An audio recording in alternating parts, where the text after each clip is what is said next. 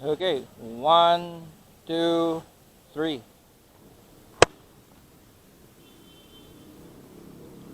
Good day everyone. Welcome to another video dito sa Man Cannot Ride. At pagpatuloy natin ang topic ng safety and skill. Meron akong ginawang 4 na videos. Nilagay ko sa isang playlist, sabi ko master these skills. Yung 4 na videos na yun yung 4 skills na kailangan nating ma-master. So meron tayong yung throttle control, meron tayong braking, and meron tayong steering, o yung nakalagay talaga dun is counter steering. And pinaka mahalaga sa tingin ko is yung vision. So ngayon, habang papunta ako dun sa pupuntahan ko, kung saan man yun, hindi ko pa alam kung saan ako pupunta. And habang nandito tayo sa EDSA, i-discuss natin EDSA. Wala pa pala tayo sa EDSA. Ito, papasok tayo ng EDSA. Nandito pa lang tayo sa Pasay Road or Arnaiz Avenue. Pag-usapan natin ang vision. Kasi sa tingin ko, ang vision taken for granted na skill. Dahil sa tingin nila, vision? Bakit pag-uusapan pa ang vision? Basta tumingin ka lang sa harap mo, di ba? Well, yun na nga ang problema dun. Yun ang napakalaking problema sa vision. Kasi napapansin ko, marami sa mga riders natin ang nakatingin lang talaga sa unahan. At ang nakikita lang nila, kung ano yung kanilang nasa harapan. Let's go, angkas. At sa tingin ko, pwede pang i-improve yun. Mas may improve pa natin yun for safety. Okay? So marami na akong nagawang videos tungkol sa vision. So for this year 2024, i-refresh lang natin. Siguro baguhin ko yung approach ko, daan natin sa isang tanong. Ayan, isang tanong lang, mga kapatid kong riders. Pagdating sa vision, ang tanong ko dyan, are you ahead of your motorcycle? English yan. Yun lang. Ano yung traffic na yan, Diyos ko day. Okay, so are you ahead of your motorcycle?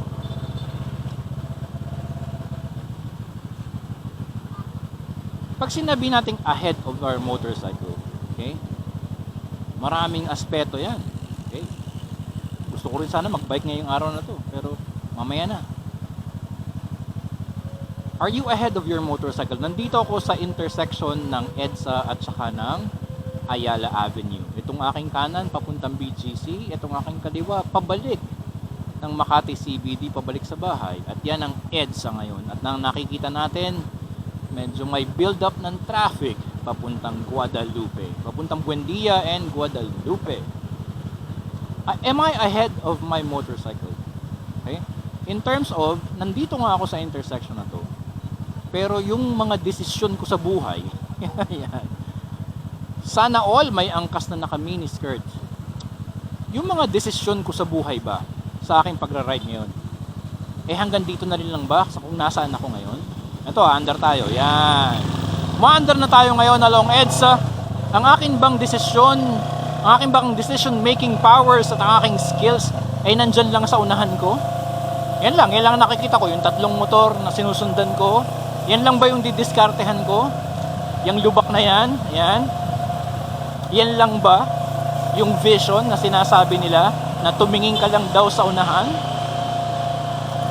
Keep your eye on the road, ika nga, yun lang ba ang vision? Am I ahead of my motorcycle? Sa tingin ko kulang yun. Pag ako ang sasagot ng am I ahead of my motorcycle, ang tingin ko dyan is, ang nakikita ko, yan, hanggang Buendia na. Nakikita ko, merong 3 motor na nasa likod ko, merong SUV na nasa likod ko sa kaliwa, may nilampasan akong underbone rider, may sinusundan akong isang SUV at saka isang Avanza. Nakikita ko yung build up ng traffic, may sumalubong na bisikleta. Nakikita ko lahat yan. Kasi tinitingnan ko yung side mirror ko. That's number one. Number two, I'm looking up. Nakatunghay ako. Ayan, kita nyo naman sa angulo ng aking action camera. And I'm looking ahead. And right now, nagdedesisyon ako. Magkakalayaan na lang ba ako o dediretsohin ko tong Guadalupe? Habang nakikita ko na nilubayan na ako ng SUV sa kaliwang likod, so pwede na akong mag-change lanes. Tapos nakita ko na nakalawit ang kamay ng driver sa kanan ko. Hindi ko alam kung bakit importante yon, pero napansin ko yon. May nagbibisikleta, may lalabas ng motor sa gasolinahan, maluwag ang daan, abante tayo ng konti. Tapos nakikita ko rin yung dinadaanan ng aking motor. Nakikita ko yung mga lubak na pwedeng tamaan ng gulong ko. Am I ahead of my motorcycle? Ibig sabihin, nandito yung motor ko ngayon. Pero yung aking awareness ay nando doon sa malayo. Nasa paligid ko. 360 degrees awareness. Yan, habang pinapakiramdaman ko yung motor ko, nagda-downshift ako, umaakyat ngayon tayo, umaakon tayo sa Guadalupe Hill. Guadalupe Hill. Nakita ko doon, no, may mabagal na dump truck or malaking truck. So ibig sabihin itong lane na to, babagal to. Pero hindi ako makakalusot kasi may SUV sa kanan ko. Niluwagan, binigyan ako ng salamat naman, binigyan ako ng ng palugit. Maraming salamat. May jeep, may nagmumotor, libre ang likod ko. Lampasan natin tong truck na to. Kita ko libre ang Guadalupe all the way to Shaw or Bonnie. I am aware of my situation. Lahat 360 degrees. Tas yung nasa unahan ko, yung mga malubak dito, tatayo ako ng konti. Boom, boom, boom, boom, boom. Yun, kawawa na naman ang aking bearing ng steering head. So maluwag tayo ngayon. At dahil ako ay malawak ang situational awareness, number 3 is yung pagdedesisyon ko ay malawak din. Ahead of my motorcycle. Alam ko na ang diskarte ko hanggang doon sa yan, sa MRT station na yan.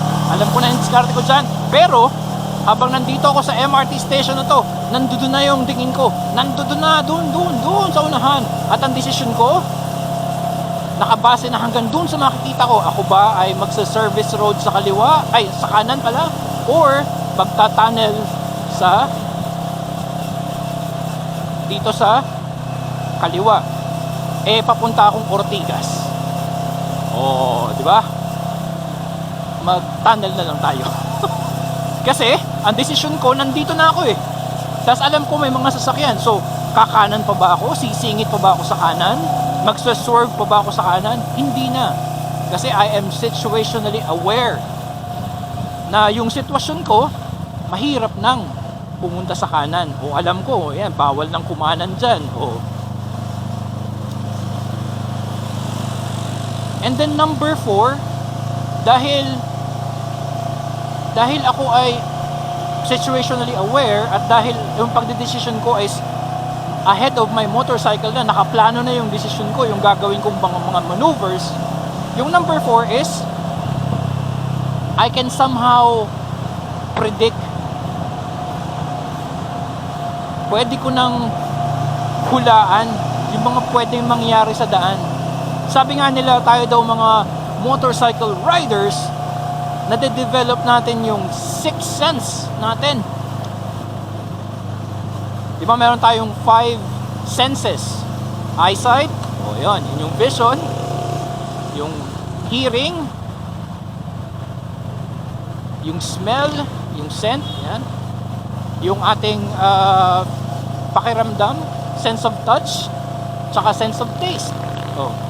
So yung sixth sense daw natin, yun daw yung I see dead people. I see dead people. Yun daw yun. So nakikita na natin ngayon kung saan tayo pwedeng patayin ng ating mga sabi nga nila parang isipin daw natin mga riders na Itong mga kasama natin sa daan is they are out to get us.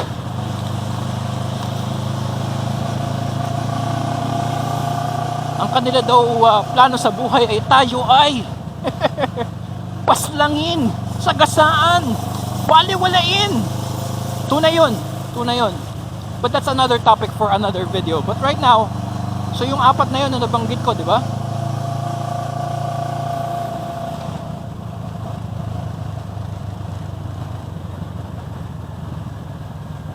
Number one, again, I am looking at my side mirrors.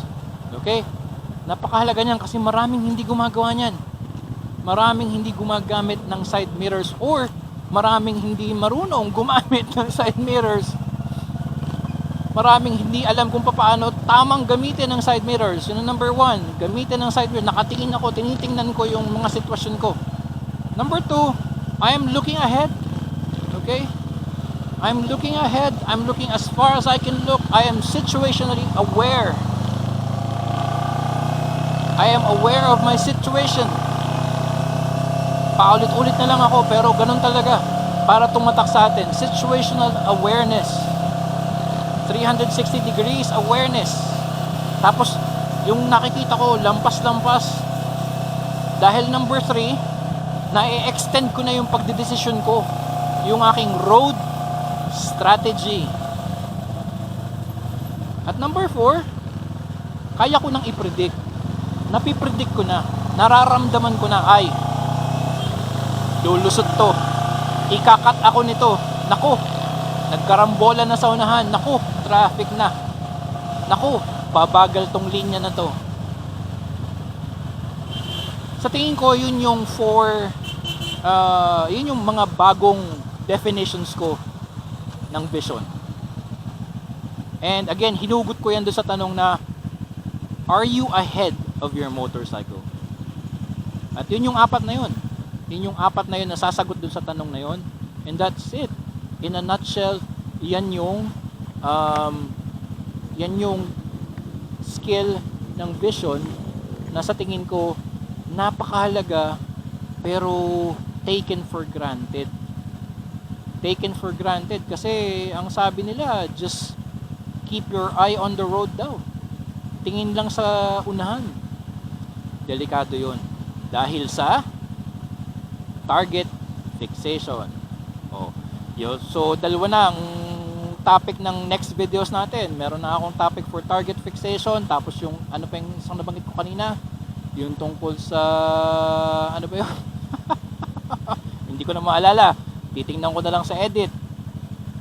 So, pag pinag-usapan talaga ang safety, napakaraming mga topics ang sanga-sanga. Kasi yung safety at saka yung skill, talagang magka-tandem yan. At yung skill, hindi lang iisa yan. Hindi lang 2 o 3 yan. Magkakaugnay talaga yan. At kailangan nating buuin yun. Pag nabuo natin yun, tapos samahan natin ng good attitude, mabubuo natin yung tinatawag ko na KSA.